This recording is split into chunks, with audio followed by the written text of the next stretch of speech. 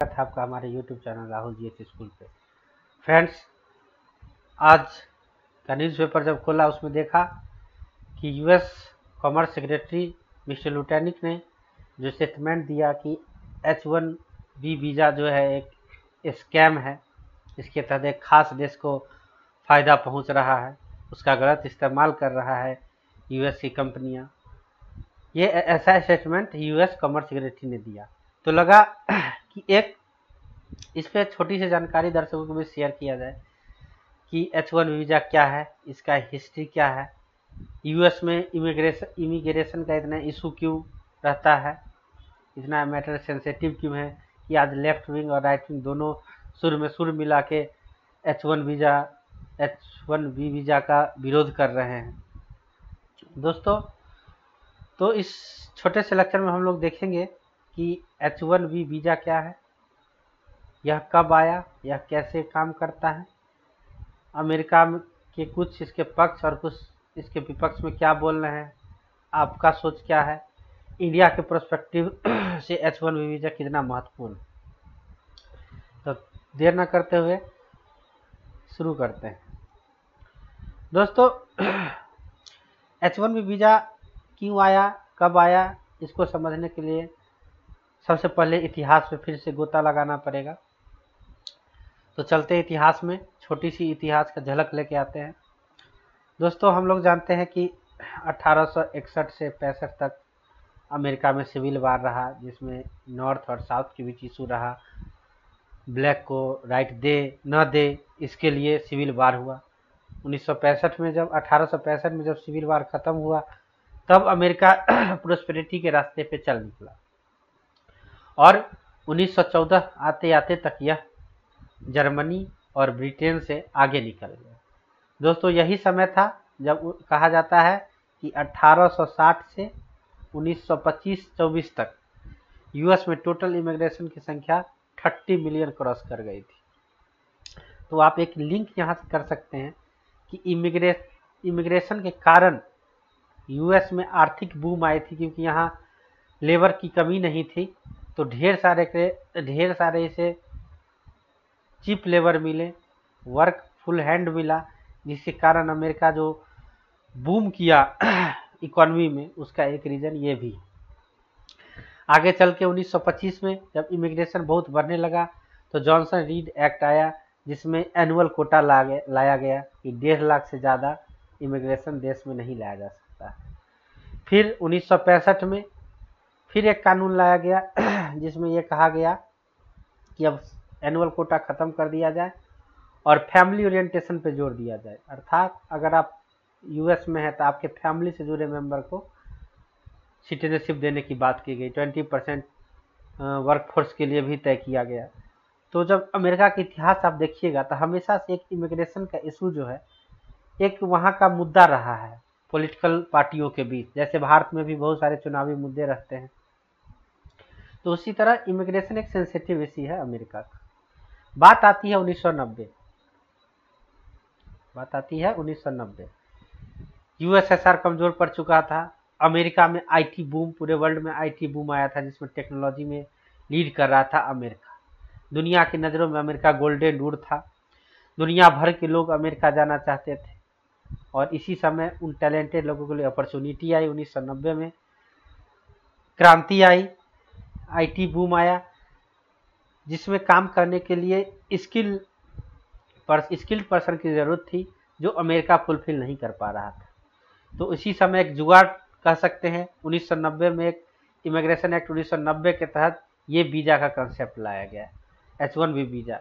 इसमें मेनली ये था कि अमेरिका से बाहर के वे स्किलफुल पीपल, अगर वो अमेरिका में आके काम करना चाहते हैं तो उनको ये वीज़ा दिया जाएगा, और ये वीज़ा 6 साल के लिए दिया जाता था, अभी भी दिया जाता है। इसमें क्या है कि 6 साल तक अगर आप रह लिए तो फिर आप 12 महीने के लिए अपने देश लौट जाइए, 12 महीने के बाद आइए, फिर से रीअप्लाई कीजिए वीज़ा के लिए। तो H1B वीज़ा का जुगाड़ करके वहाँ से अमेरिका में बाहर से टैलेंटेड लोगों की भरमार बढ़ गई। उसके लिए कुछ क्राइटेरिया थे कि आपको मिनिमम बैचलर डिग्री आपके पास होना चाहिए। अगर आपके पास मास्टर डिग्री है तो और आपको आसानी मिलेगा, आपको वैलिड जॉब ऑफर होना चाहिए। तो ऑब्वियसली है कि अगर यूएस की कंपनी बुला रही तो जॉब ऑफर देगी। तो H1 में वीज़ा में मेन यही था कि अमेरिका से बाहर, अमेरिका में वर्किंग कंपनी अमेरिका से बाहर के लोगों को अमेरिका में काम दिलवाने के लिए H1 में वीज़ा के थ्रू पीपुल को लाती थी, माइग्रेट करवाई, और अमेरिका में एक तरह से टेक्नोलॉजी बूम लाए। उसमें H1 में वीज़ा का बहुत बड़ा योगदान है। H1 में वीज़ा का फीचर क्या है, ये 6 साल के लिए मिलेगा। 6 साल कंप्लीट हो जाता है तो आप 12 महीने के लिए अपने घर लौट जाइए और फिर उसके बाद रीअप्लाई करिए। हाँ, इस बीच अगर आप H1 वीज़ा आपके पास अगर आपकी कंपनी चाहती है तो आपको परमानेंट एक ग्रीन कार्ड होता है, उसके लिए भी आपको एलिजिबल करवा सकते हैं, उसके लिए आप फॉर्म भर सकते हैं। अगर आपके पास H1B वीज़ा है तो आप ग्रीन कार्ड के लिए कभी भी अप्लाई कर सकते हैं, लेकिन जनरली 1 साल का टाइम लग ही जाता है।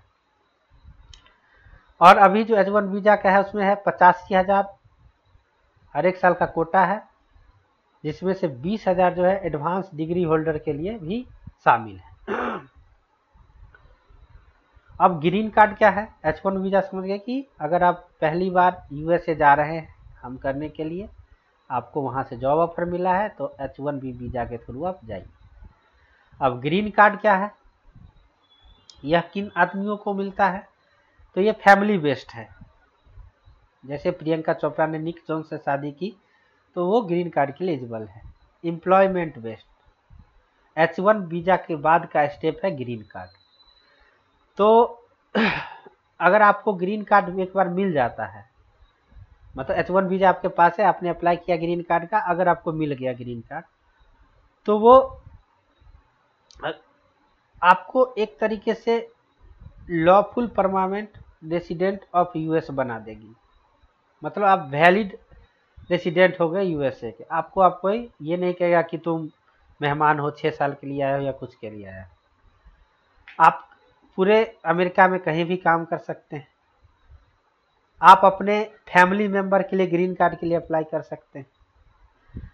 और अगर आपके पास ग्रीन कार्ड 5 साल से ज़्यादा रह चुका है तो आप परमानेंट रेसिडेंट के लिए अप्लाई कर सकते हैं। ग्रीन कार्ड का वैलिडिटी 10 साल होता है। तो ग्रीन कार्ड के फीचर ये है, मतलब अमेरिका का सिटीजन बनना है अगर लीगल तरीके से H1 वीज़ा लीजिए, फिर वहाँ ग्रीन कार्ड के लिए अप्लाई कीजिए। ग्रीन कार्ड के 5 साल होने के बाद आप वहाँ परमानेंट रेसिडेंट के लिए अप्लाई कर सकते हैं। अब मिल गया तो आप अमेरिका के नागरिक बन गए।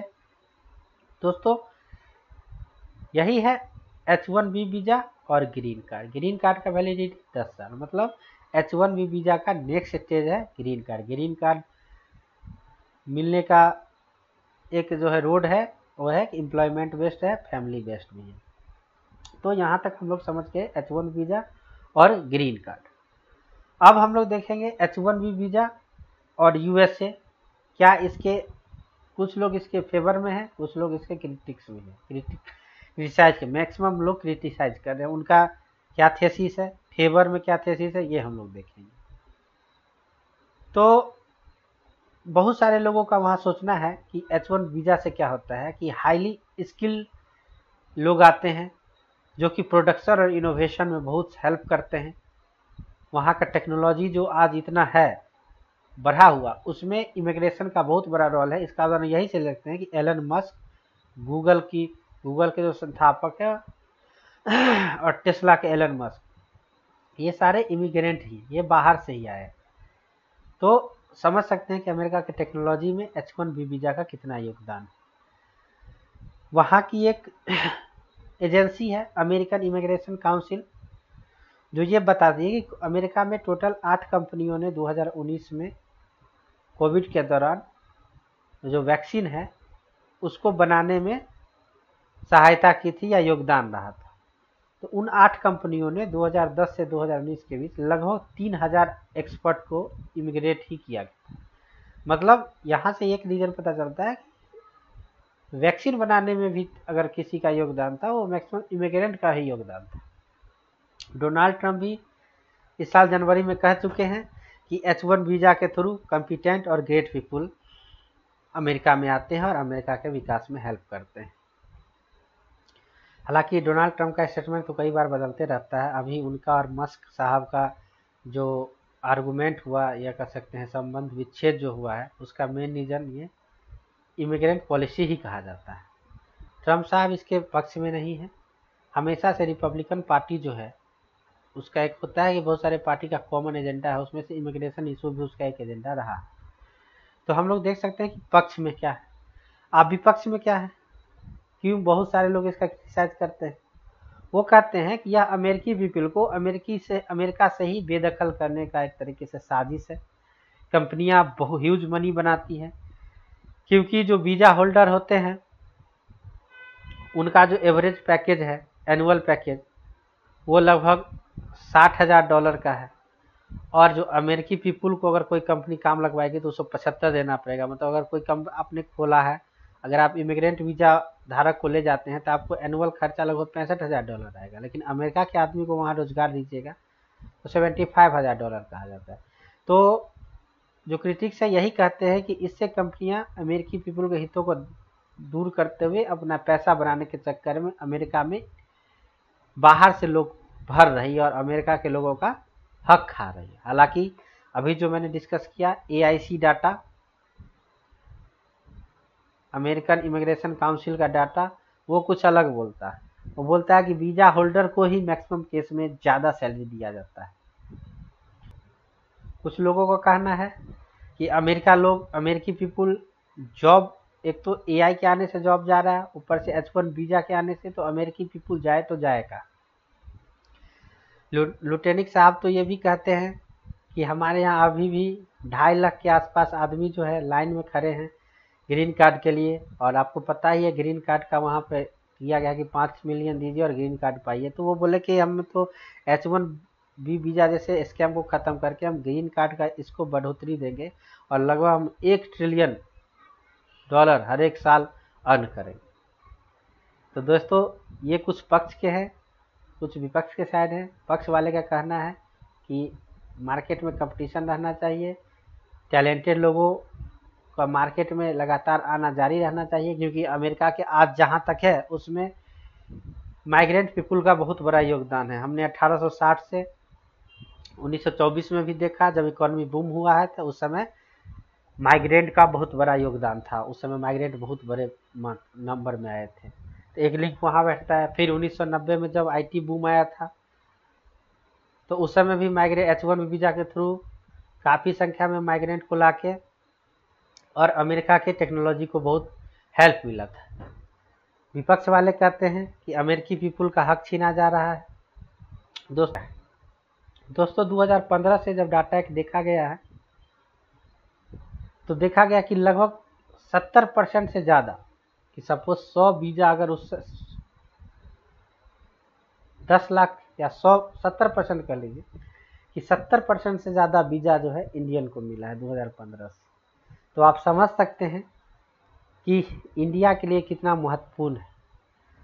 और जो इंडियंस है उसमें 25% से जो लगभग 25% जो उनकी सैलरी जो है वहाँ पर 1 लाख से लेकर $1.5 लाख तक का है, और मेजोरिटी का इनकम 1 लाख से अंदर का है डॉलर का एनुअल इनकम, जो एवरेज अमेरिकन के $1,05,000 से कम है। मतलब 70% जो भारतीय वीज़ा पाते हैं उसमें से 25% की सैलरी जो है 1 लाख से $1.5 लाख के बीच है।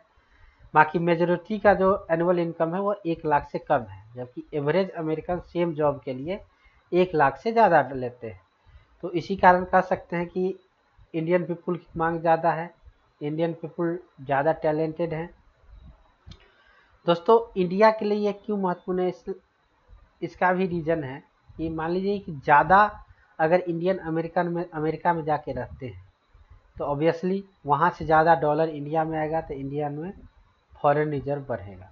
दूसरा जो मेन इनपुट होती है, आज इजराइल अमेरिका का इतना पास यही इसीलिए है कि यहूदी लॉबी जो है अमेरिका में बहुत मजबूत है। हमारा भी जैसे 10-15 सालों में लॉबी मजबूत हुआ है अमेरिका में, तो उसका रीज़न यही है कि हमारे बहुत सारे पीपल वहाँ रहना शुरू कर दिए हैं। तो अगर H1 वीज़ा भारतीयों के लिए ख़त्म किया जाता है, क्योंकि उनका मेन टारगेट इंडिया भी है, तो ये बहुत बड़ा सेटबैक होगा। हालांकि इसके कुछ एक पॉजिटिव पॉइंट हो सकते हैं कि इतने टैलेंटेड पीपुल जो वहाँ जा रहे हैं, अगर भारत में उनको सुविधा मिली तो भारत का नाम बहुत ऊंचा कर सकते हैं, भारत बहुत आगे बढ़ जा सकता है। दोस्तों यही था आज का छोटा जानकारी, उम्मीद करता हूँ आपको अच्छा लगा होगा। दोस्तों चैनल को प्लीज़ सब्सक्राइब कीजिए, सब्सक्रिप्शन होता है तो मनोबल बढ़ता है, तो और अच्छे अच्छे वीडियो लाने का मन करता है। Thank you very much. जय हिंद, जय भारत।